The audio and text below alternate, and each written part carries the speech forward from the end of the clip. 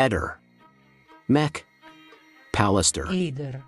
Ti sottopongo alcune riflessioni su cui ragiono da tempo. L'assenza di cattivo odore nel cadavere della povera Liliana al momento del ritrovamento, che ha stupito immensamente anche il medico legale.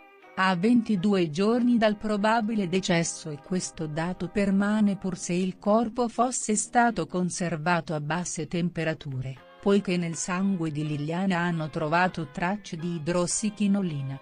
Mi sono chiesta se ciò poteva avere avuto a che fare con un processo simile alla tanatoprassi, che prevede l'iniezione di un fluido conservante nel sistema arterioso della salma, così da ritardare il processo di decomposizione per alcune settimane. La 8-idrossichinolina, o ossina, è un derivato della chinolina. A temperatura ambiente si presenta come un solido bianco quasi inodore. È un composto nocivo.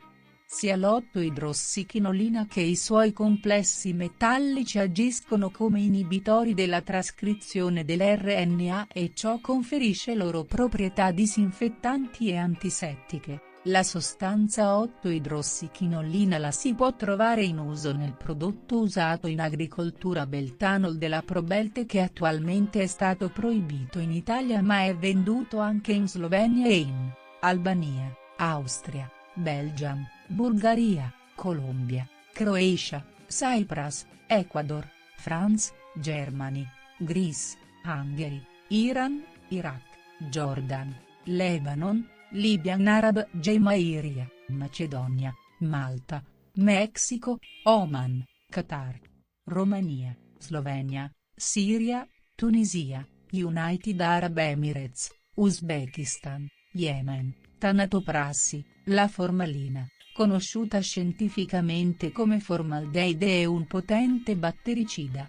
Per questo motivo, soluzioni acquose che la contengono trovano largo impiego come disinfettanti per uso domestico.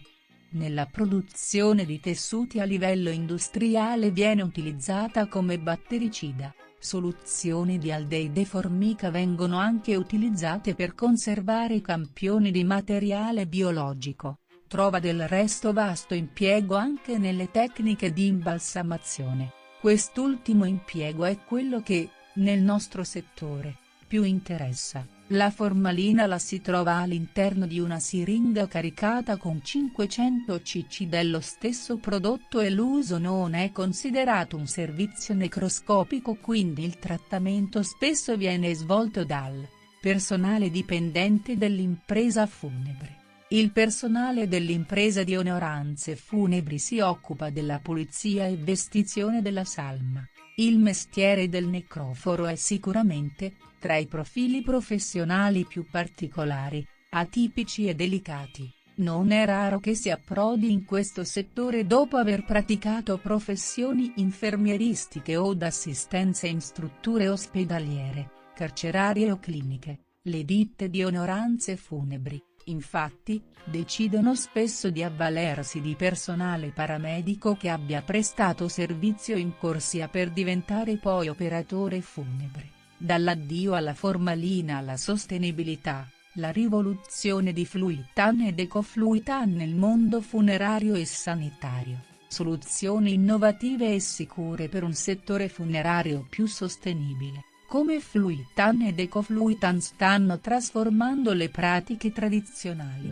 La sorella di Simonetta Cesaroni, Paola, ha recentemente rilasciato un'intervista al quotidiano La Repubblica, in cui ha espresso il suo profondo rammarico e la sua delusione riguardo alla gestione del caso di omicidio che ha segnato la vita della sua famiglia e dell'intera comunità. Paola ha dichiarato con fermezza: "C'è stata una volontà fin da subito di non trovare la verità sulla morte di mia sorella", evidenziando così la sua convinzione che le indagini non abbiano mai realmente mirato a scoprire cosa fosse accaduto il 7 agosto 1990.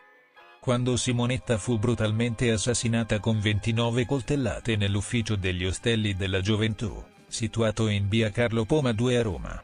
In questo contesto, Paola, supportata dall'avvocata Federica Mondani, ha commentato la recente decisione della giudice delle indagini preliminari di Roma, Giulia Arcieri, che ha ordinato la riapertura delle indagini sul delitto di Via Poma, che è tristemente noto come uno dei casi irrisolti più emblematici d'Italia. A distanza di 35 anni dall'orrendo crimine, si offre finalmente una nuova opportunità per cercare di fare luce su quanto accaduto, un'opportunità che Paola considera preziosa. La giudice Arcieri ha sottolineato che le indagini dovranno ripartire da zero, approfondendo gli aspetti che non sono stati adeguatamente esplorati in precedenza. Uno degli aspetti più rilevanti di questa nuova fase investigativa riguarda l'invito della giudice a ripartire dall'analisi del DNA. Negli ultimi decenni, le tecniche scientifiche hanno fatto notevoli passi avanti e ora è necessario riesaminare le tracce biologiche trovate nell'appartamento dopo il rinvenimento del corpo di Simonetta. Sebbene non sia possibile prevedere in che modo si svolgeranno le indagini, l'ipotesi attuale è che il DNA sarà confrontato non solo con campioni di donne e defunti, ma anche con quelli dei parenti ancora in vita. Paola ha espresso chiaramente il suo desiderio di scoprire l'identità dell'assassino di sua sorella, affermando: "Io voglio sapere chi è stato a uccidere mia sorella, anche se fosse morto". Un'altra novità significativa riguarda il ritrovamento di documenti fondamentali. I fogli con le presenze nell'ufficio il giorno del delitto, che inizialmente risultavano scomparsi, sono stati recuperati. Questi documenti potrebbero rivelarsi cruciali per ricostruire la presenza delle persone nell'ufficio il 7 agosto e nei giorni precedenti, aggiungendo così ulteriori elementi alla complessa vicenda.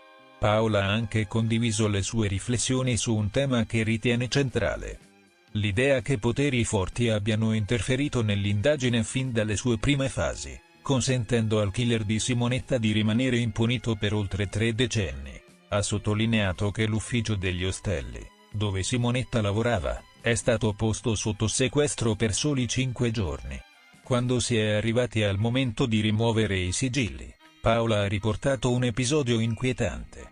Il presidente dell'ente, Francesco Caracciolo di Sarno, era già presente alle 9 del mattino, 3 ore prima del termine prestabilito per il sollevamento dei sigilli, e ha iniziato a portare via faldoni pieni di documenti. Questa situazione ha sollevato interrogativi inquietanti. Chi può violare i sigilli dell'autorità giudiziaria? Credo nessuno. Infine, Paola ha espresso la sua incredulità riguardo al comportamento del personale degli Ostelli della Gioventù. Molti di loro hanno dichiarato di non conoscere Simonetta, affermando che non andava mai in ufficio, quasi come se fosse un fantasma.